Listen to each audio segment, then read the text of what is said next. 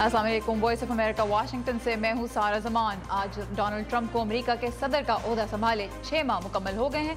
इस अरसे में अमेरिका की खारजा पॉलिसी में क्या तब्दीलियां नजर आई हैं, इसी पर हम बात करेंगे आज के शो में। प्रोग्राम में और भी बहुत कुछ शामिल है, तो शुरू करते हैं व्यू 360। मेडिकल टूरिज्म के शोबे में तुर्की की बढ़ती हुई मकबूलियत। If I want to make the same surgery in my country, it's gonna cost me $5,000. America में आबादी का बदलता चेहरा। I'm Caucasian and my husband is Hispanic and we have my beautiful mixed babies. और मुलाकात एक अफगान पनाह गजीन से जो निकला है जायके के सफर पर। They gave us the visa to come to America to save our lives and our family lives. अमरीकी सेनेटर जॉन मैकेन, जिन्होंने हाल ही में पाकिस्तान का दौरा भी किया, अमेरिका के इंतहाई बाअसर सेनेटर्स में शुमार होते हैं। सेनेटर मैकेन में ब्रेन कैंसर की तशखीस हुई है, जिसके बाद अहम शख्सियात उनके लिए नेक तमन्नाओं का इजहार कर रही हैं। अमरीकी सदर डोनाल्ड ट्रंप ने एक ट्वीट में कहा कि वो और मेलानिया ट्रंप सेनेटर मैकेन और उनके अहल खाना के लिए दुआ गो हैं, जबकि साबिक सदर बराक ओबामा ने ट्विटर पर कहा है कि मैकेन एक हीरो हैं और सख्त जान भी। कैंसर को नहीं पता कि उसका मुकाबला किससे है। 80 साल सेनेटर जॉन मैकेन की बाईं आंख के पीछे खून का एक लोथड़ा डॉक्टर्स ने हाल ही में सर्जरी करके हटाया, जिसके मुआयने से पता चला कि वो कैंसर का शिकार हैं। ताहम डॉक्टर्स के मुताबिक वो सर्जरी के बाद तेजी से सेहतयाब हो रहे हैं। सेनेटर मैकेन के साथियों का कहना है कि उनकी बीमारी की खबर ने सेनेट को भी हिला के रख दिया। Well, I think everybody's shocked and everybody's upset, and it kind of puts things in perspective in terms of your priorities. Our thoughts and prayers are with him, and we've already heard from him. He had sent word that he wants to get back. Always thinking about the Senate and working and getting things done. That's just the way he is. He's a real warrior, and he's a national hero. Senator मैकेन Vietnam में 5 साल तक जंगी कैदी रहे। वो 30 साल से रियासत Arizona से सेनेटर मुंतखब होते आ रहे हैं और अमरीकी सेनेट की आर्म्ड सर्विसेज कमेटी के चेयरमैन भी हैं। और डोनाल्ड ट्रंप को इक़्तिदार संभाले आज 6 माह मुकम्मल हो गए हैं। इस अरसे में एक मौजू जो उनकी सदारत पर स्याह बादल बनकर छाया हुआ है, वो है उनकी इंतखाबी मुहिम के रूस के साथ मुबैना ताल्लुकात और उनकी तहकीकात। अब न्यूयॉर्क टाइम्स को दिए गए एक इंटरव्यू में सदर ने कहा है कि अगर उन्हें इल्म होता कि अटॉर्नी जनरल खुद को इन तहकीकात से अलग कर लेंगे तो वो उन्हें इस ओहदे पर फायज ही ना करते। इस तनाज़े के होते हुए सदर पहले 6 माह में खारजा पॉलिसी के हवाले से क्या हासिल कर पाए हैं, इसी का राउंड अप हमारे लिए लेके आए हैं अमान अजहर, जो इस वक्त कैपिटल हिल पे हैं। अमान, कैसी नज़र आ रही है सदर की कारकर्दगी फॉरेन पॉलिसी के एतबार से?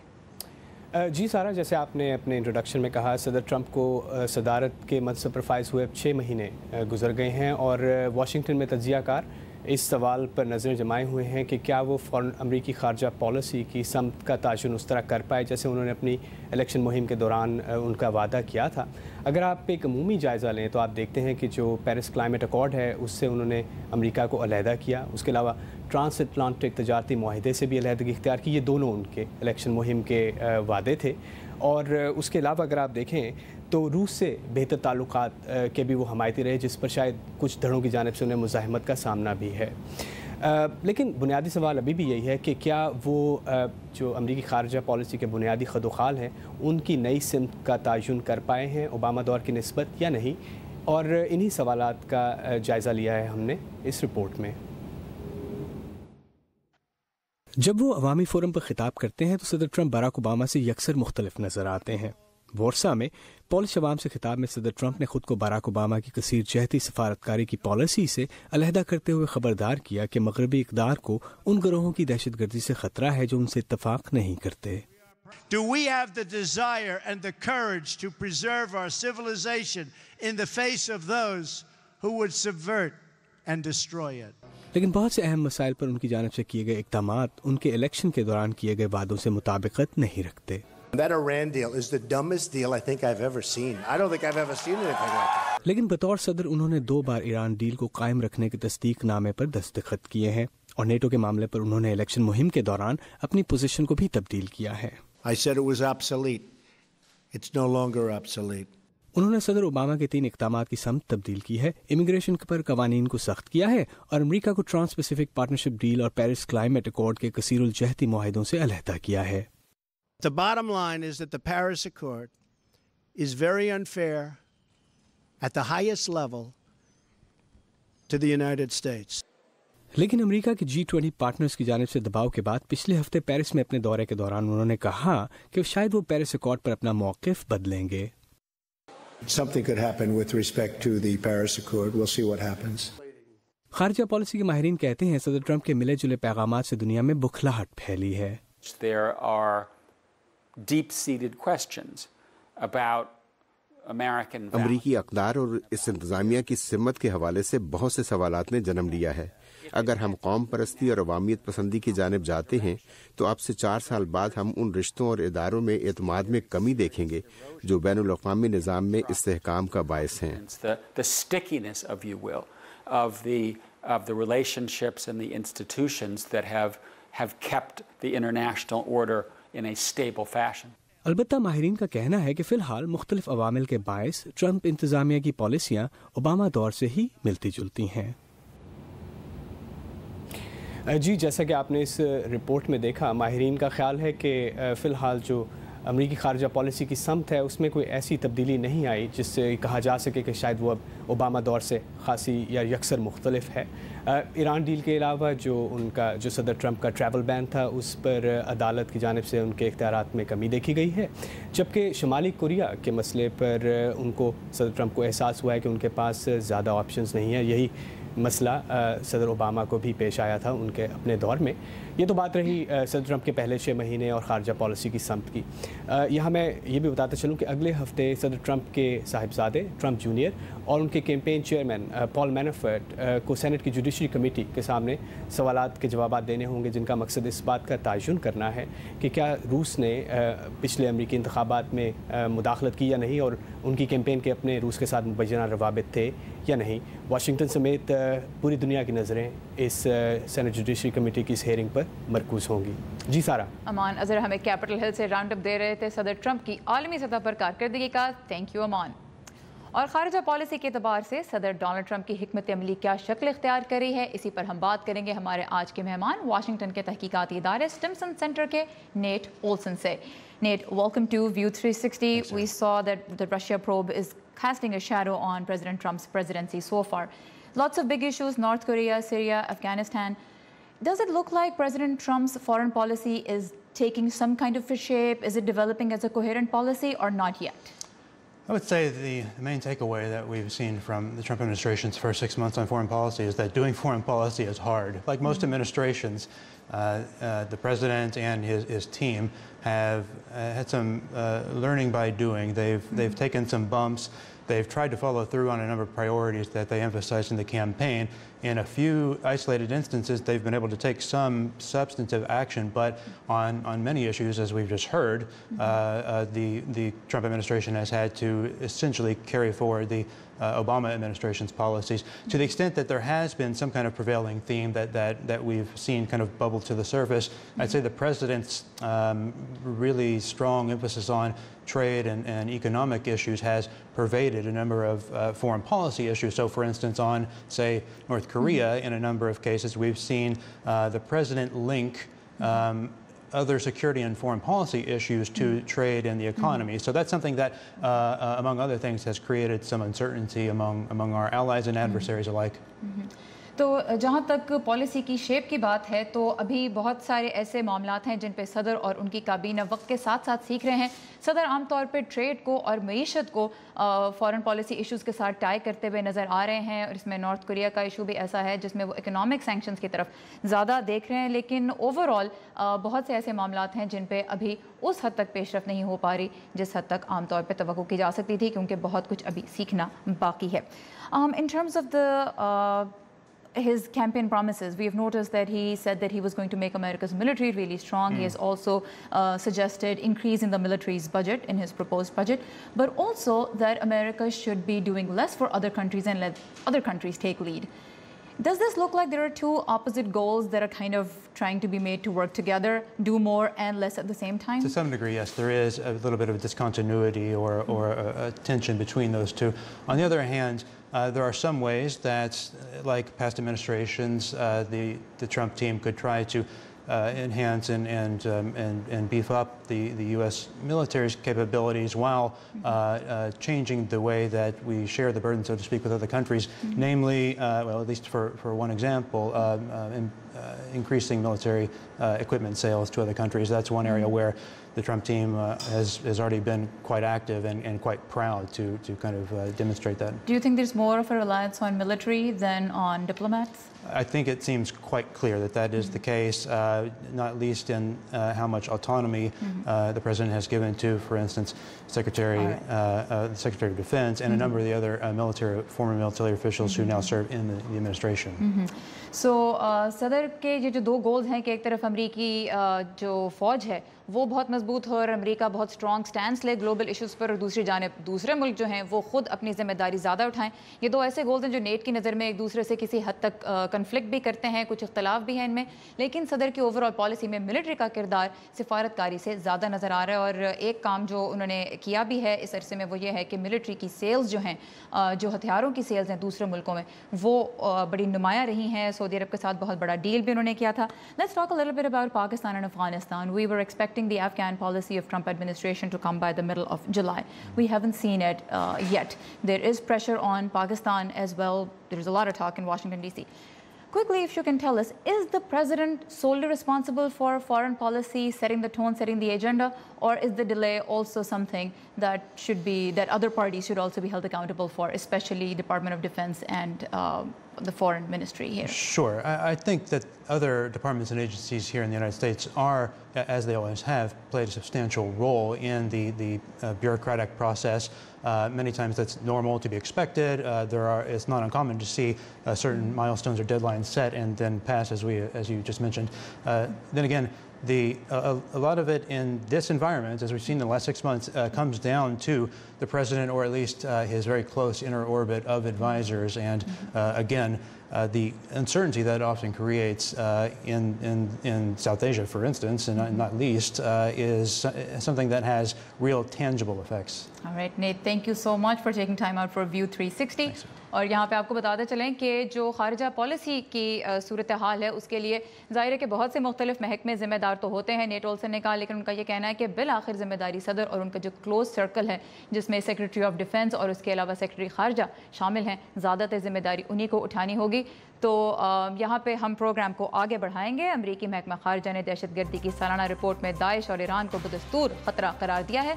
तफसीलात के लिए आइए आप हमारी वेबसाइट urduvoa.com पर, जहाँ पाकिस्तान समेत दुनिया भर से ताज़ा तरीन खबरें और मुनफरिद फीचर्स और वीडियोज़ मौजूद हैं। और हर शाम हम आपके लिए दुनिया भर से कुछ अहम और दिलचस्प वाक़यात की झलकियाँ लेकर आते हैं हमारे सेगमेंट वर्ल्ड व्यू में। आइए देखते हैं। फ्रांस की फौज के सरबराह ने सदर मैक्रोन के साथ मिलिट्री बजट में कटौतियों पर होने वाले इख्तलाफ पर एहतजाजन इस्तीफा दे दिया है। जनरल पेरी की जानिब से जारी किए जाने वाले बयान में कहा गया है कि कटौतियों के पेश नज़र फ्रांस की सिक्योरिटी की गारंटी नहीं दी जा सकती। अमरीकी हुकाम के मुताबिक सदर डोनाल्ड ट्रंप ने CIA की जानिब से शाम में बागियों को मुसल्लह करने और उन्हें तरबियत फराहम करने के खुफिया ऑपरेशन को खत्म करने का फैसला किया है। ऑपरेशन का आगाज 2013 में ओबामा दौर में किया गया था। तवक्को है कि इसराइली वज़ीर-ए-आज़म फ़लस्तीनी अवाम के शदीद एहतजाज के बाद बैतुल हरम में इजाफी सिक्योरिटी के लिए लगाए जाने वाले मेटल डिटेक्टर्स पर सिक्योरिटी हुकाम से मुशावरत के बाद फैसला जल्द देंगे।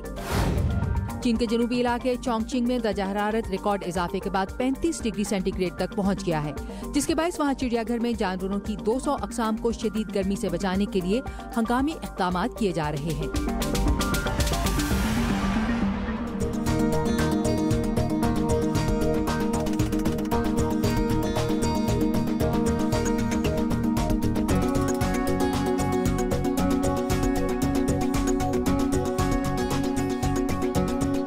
जुमेरात के दिन शो में शामिल होता है हेल्थ सेगमेंट। आज का टॉपिक क्या है जानने के लिए चलते हैं सादिया असद के पास। जी सादिया, आज के हेल्थ सेगमेंट में हम क्या देखने वाले हैं? सारा दुनिया के वो मुल्क जहां मेडिकल की सहूलतें अच्छी हैं और ज़्यादा महंगी भी नहीं, मेडिकल टूरिज़म के लिए बहुत मकबूल हो रहे हैं। और इनमें एक नुमाया मकाम हासिल कर रहा है तुर्की, जहां हर साल लाखों लोग गायनी से लेकर आर्थोपेडिक्स और प्लास्टिक सर्जरी जैसे मेडिकल प्रोसीजर्स कराते हैं। और वहाँ की एक बहुत पॉपुलर ट्रीटमेंट है हेयर ट्रांसप्लांट। लोग इस सिलसिले में तुर्की का इंतखाब क्यों कर रहे हैं, आइए देखते हैं। अगर आप इस्तांबुल के मशहूर तकसीम चौक जाएं तो आपको मशरिक़ वस्ता से ताल्लुक़ रखने वाले मुताद्दिद ऐसे अफराद नजर आएंगे जिनके सर पर नए बाल लगे होंगे। आखिर तुर्की में बाल लगवाने का फायदा क्या है? अगर मैं यही सर्जरी अपने मुल्क में कराता तो मुझे इसके लिए $5,000 खर्च करने पड़ते, जबकि यहाँ $1,100 में मेरी सर्जरी हो गई। तुर्की में दहशतगर्दी के हालिया मुतादिद हमलों के बावजूद मेडिकल टूरिज्म को फरोग मिल रहा है। तुर्की की वजारत सेहत के मुताबिक यहाँ गुज़श्ता बरस मेडिकल टूरिज्म के लिए 1.5 लाख से ज्यादा अफराद आए। It was very cheap and helpful. The team was very helpful. इलाज बहुत सस्ता है और तिब्बी टीम बहुत मददगार। हमारी आमद का मकसद सेहत करना भी था। तुर्की में हम खुद को महफूज महसूस करते हैं। हर जगह पुलिस मौजूद है जो हमारी मदद करती है और इस्तांबुल इंतहाई शानदार शहर है। Medical tourism consultant Emre Ali Kodan के मुताबिक तुर्की सियाहत के लिए मकबूल तरीन मुल्कों में इसलिए भी शामिल है क्योंकि यहाँ कीमतें बहुत कम हैं। हमारी सहूलतों का मयार बहुत अच्छा है। हम कई हवालों से यूरोप से आगे हैं। सकाफती एतबार से हम मशरिक़ वस्ता के करीब हैं। वो हमें और हम इनको जानते हैं और यही वजह है कि मशरिक़ वस्ता से आने वाले मरीज हमें तरजीह देते हैं और यूरोप में भी हमारी साख बढ़ती जा रही है। सस्ता और अच्छा इलाज तलाश करना भी अब मुश्किल नहीं। जर्मनी से 23 साला जैन बोर्सियोत ने बाल लगवाने वाले एक क्लिनिक का पता इंटरनेट पर लगाया। In Germany, where I come from, it's like fourth of the price. Germany के मुकाबले में यहाँ कीमतें 1/4 हैं और इंटरनेट से जो मालूमात मुझे मिली वो खासी बेहतर थीं। मैंने इन्हें अपनी तस्वीर भेजी और उन्होंने अपना मुआवजा बताया जो बहुत मुनासिब था, इसलिए मैंने यहाँ का रुख किया। 2016 में हर माह औसत 5,000 लोग बाल लगवाने तुर्की आए। तवक्को है कि इस साल ये तादाद और भी ज्यादा होगी। तुर्की के अलावा मैक्सिको और भारत भी मेडिकल टूरिज्म के लिए बहुत मकबूल हैं। पाकिस्तान की बात करें तो अक्सर बैरून मुल्क मुकीम पाकिस्तानी हार्ट सर्जरी, गायनी, दांतों और कॉस्मेटिक सर्जरी के लिए अपने आबाई वतन का रुख करते हैं क्योंकि वहाँ ये सहूलतें अभी सस्ती हैं। ताहम माहिरीन की राय में पाकिस्तान में मेडिकल टूरिज्म के शोबे में तरक्की की अभी बहुत गुंजाइश है। Thank you Sadia, very interesting. और तुर्की से बातें वापस अमेरिका, जहां आबादी की शक्ल तेज़ी से बदल रही है। 2014 में यहां पैदा होने वाले बच्चों की अक्सरियत पहली बार सफ़ेद फार्म नहीं थी और अंदाज़ा है कि सन 2044 तक सफ़ेद फार्म अमेरिका में एक अक़लियत बन जाएंगे। ये तब्दीलियाँ मुख्तलिफ नस्लों से ताल्लुक़ रखने वालों के लिए क्या मानी रखती हैं, जानने के लिए चलते हैं अमरीकी रियासत टेक्सास के शहर ह्यूस्टन, जहाँ मुल्क की आबादी में रूनुमा होने वाली तब्दीलियाँ वाज़े नज़र आती हैं। ह्यूस्टन, जहां कभी सिर्फ सफेद फार्म और हिस्पानवी नजात बसते थे, अब अमेरिका का सबसे ज्यादा मुतनव्वो शहर बन चुका है। टेक्सास जैसी क़दामत पसंद रियासत में मुकीम अमरीकियों के लिए ये बात बहुत फख्र का बाइस है। मैं यूरोपियन हूँ जबकि मेरे शौहर हिस्पानवी हैं और मेरा ख्याल है कि अमेरिका में इस बात को सराहा जाता है। यहाँ हर इंसान का घर है, आपको यहाँ आना चाहिए। ली शॉ सिर्फ 7 साल के थे जब वो चीन से ह्यूस्टन मुंतकिल हुए। उनका कहना है कि जो शहर कभी ईसाइयों का गढ़ था और बाइबल बेल्ट कहलाने वाले इलाके का हिस्सा था, आज वहाँ हर रंगो नस्ल के लोग नजर आते हैं। बाइबल हमें तारकीन वतन और पनाह गजीनों को सहारा देने का दस्त देती है और मेरा ख्याल है कि इसीलिए इस शहर की फितरत में शामिल है। इस शहर में तनव्वुर की वजह से हम दूसरे शहरों के मुकाबले में यहाँ तारकीन वतन के साथ ज्यादा दोस्ताना रवैया रखते हैं। अमेरिका में होने वाली हालिया मरदमशुमारी के मुताबिक मुल्क की सफेद फार्म आबादी की मजमूई उम्र बढ़ रही है। 63 साल के सफेद फार्म अमरीकी तो अब मजीद बच्चे पैदा नहीं कर सकते, तो टेक्सास या अमेरिका की आबादी इस बूढ़ी नस्ल पर इन्हिसार नहीं कर सकती। इस सदी में हर गुजरते साल के साथ अमेरिका में एशियाई, अफ्रीकी अमरीकी और लातीनी आबादी बढ़ती जाएगी और इस इजाफे को रोकना नामुमकिन है। लेकिन क्लाइनबर्ग का मानना है कि अमरीकी आबादी में ये तब्दीली उन बूढ़े अमरीकियों पर खास तौर पर भारी पड़ रही है जो ज्यादा तालीम याफ्ता नहीं हैं और बेरोजगार हो चुके हैं। मुतवस्सित और निचले तबके के लोगों की तादाद में इजाफा हो रहा है और निचले तबके में इजाफा 21वीं सदी में ह्यूस्टन और अमेरिका के माशी मुस्तकबिल पर एक सवालिया निशान है। लेकिन मुख्तलिफ नस्लों और कौमियतों से ताल्लुक रखने वालों की बढ़ती हुई तादाद को ह्यूस्टन की नई नस्ल एक मुख्तलिफ जाविये से देखती है। हमें यहाँ मुख्तलिफ लोगों के साथ जिंदगी गुजारने की आदत हो चुकी है और अब मुझे अगर टेक्सास के किसी छोटे से कस्बे में जाकर रहना पड़े जहाँ तनव्वुर नहीं है तो मुझे अपने साथ ही इम्तियाजी सलूक महसूस होगा। हम कभी भी बटे हुए नहीं थे कि ये सिर्फ हिस्पैनिक लोगों का इलाका है। मरदमशुमारी की रिपोर्ट के मुताबिक टेक्सास की हैरिस काउंटी में एक साल के अंदर हिस्पानिक और अफ्रीकी आबादी में पूरे अमेरिका के मुकाबले में सबसे ज्यादा इजाफा हुआ है। रेमन टेलर के साथ सहर माजिद, उर्दू VOA। और अगर चंद दिनों अमेरिका में पनाह गजीनों की आमद पर आर्जी पाबंदी है, आम तौर पर यहाँ जो रेफ्यूजीज आते हैं उन्हें वफाकी हुकूमत कुछ माली इमदाद देती है ताकि वो अपने पाँव पर खड़े हो सकें, लेकिन पनाह गजीनों को जल्द अपने लिए कोई जरिया माश ढूंढना होता है। आज हम आपकी मुलाकात करवा रहे हैं एक अफगान पनाह गजीन से जिसने अपने ख़ानदान का पेट पालने के लिए वो तरीका इख्तियार किया है कि दूसरे भी अपनी उंगलियां चाट रहे हैं। वाशिंगटन में दोपहर के वक्त खाने पीने की चीज़ों की खरीद फरोख्त उरूज पर होती है।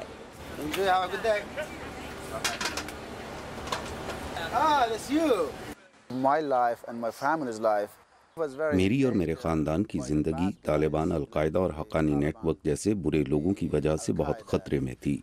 बहुत मुतरज्जिम मारे गए, इन्हें अगवा किया गया और फिर इन्हें हलाक किया गया। बदतरीन सूरत हाल में इनके सर कलम किए गए। मुझे हर वक्त धमकियाँ मिल रही थीं। मोहम्मद माशूक दौलती अक्सर औकात रवानी से इंग्लिश बोलते हैं। वो अफगानिस्तान में इंटरनेशनल फोर्सेस के लिए मुतरजिम हुआ करते थे। उन्होंने हमारे और हमारे ख़ानदान की ज़िंदगी बचाने के लिए अमेरिका आने के लिए वीज़ा दिया, लेकिन उन्होंने हमारी ज़्यादा मदद नहीं की। उन्होंने सियासी मुलाजमतों के मौक़ों के एतबार से कोई मदद नहीं की। मोहम्मद माशूक ने आखिरकार वतन छोड़ने का फैसला किया। वो 4 साल पहले खसूसी वीज़े पर अमेरिका पहुंचे थे। अमरीकी फोर्सेस के साथ 8 साल की सर्विस के बाद उन्हें बहुत ज़्यादा तवक्कुआत थी। आपको इल्म नहीं होता कि मुलाजमत की तलाश के लिए कहाँ जाया जाए और अप्लाई करने का तरीका क्या है। हम जगह जगह जाकर जॉब के लिए अप्लाई करते थे और 6 महीने बाद दोस्तों की मदद से मुझे पहली जॉब मिली। कुछ अरसे बाद मोहम्मद माशूक को एहसास हुआ कि उनकी ज़ुबान की महारत और उनका साबका तजुर्बा इस नए मुल्क में रोज़गार तलाश करने के लिए काफ़ी नहीं है।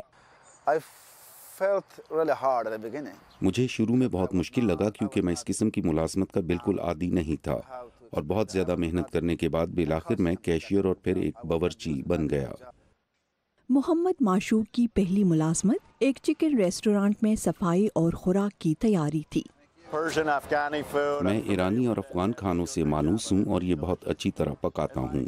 मेरा तजुर्बा है कि पनाह गज़ीन सख्त मेहनती होते हैं और वो अमेरिका को अजीम बनाने में अहम किरदार अदा करते हैं।